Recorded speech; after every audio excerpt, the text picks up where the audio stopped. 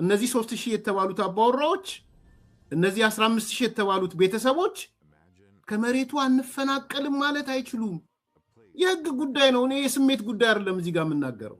ተገልብጣችሁ እኮ በጣም እኮ ወለፈንዲው የነ ፕሮፌሰር መረራ ወለፈንዲ መሬት የግል ይሁን ብትሏቸው እኮ የፖለቲካ ገመድ ይገዛሉ። በነገራችን በጣም እኮ የሚገርሙት እሱ ነው። አሁን እነዚህ ከተማ ኤሪያ ምናምን እና እነዚህ ወሳኝ የሚባሉ ከገጠሩ ውጪ መሬት የግል ቢሆን አርሶ አደሩም የተወሰነ ቦታ የግል ቢሆን ፕሮሞት አደርጋለሁ። ሊበራል ነኝ።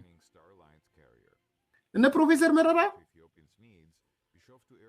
አንገታቸው ቢቆረጥ መሬት የግል ይሁን አይሉም ካሉ መጥቼ አደንቃቸዋለሁ መጥቼ ምስጋናም አቀርባለሁ። መሬት የግል ይሁን ካሉ እዚህ ጋር መሬት የግል መሆን የለበትም ያሉ ሰዎች ባጭሩ ምንድነው? መሬት የመንግስት ነው ማለት ነው። የህዝብ ነው ማለት ነው። የሚያስተዳድረው ህዝብ መንግስት ነው። ባለቤትነቱ ህዝብ ነው። እዚህ ጋር መጥተህ ህገ መንግስታዊና የህግ ጥሰት ተፈጽሟል የምትለው ምንድን ነው? the only thing መጠየቅ የሚችለው አርሶ አደሩም ይሁን የከተማው ሰው ካሳ ነው መጠየቅ የሚችለው። አለቀ።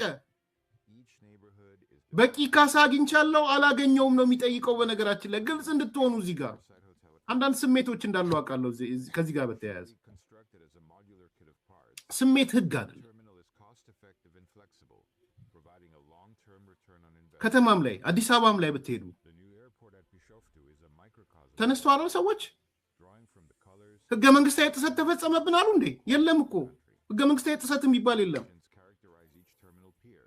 ምክንያቱም መሬት የህዝብና የመንግስት ነው። በፓርላማ የጸደቀ ነው።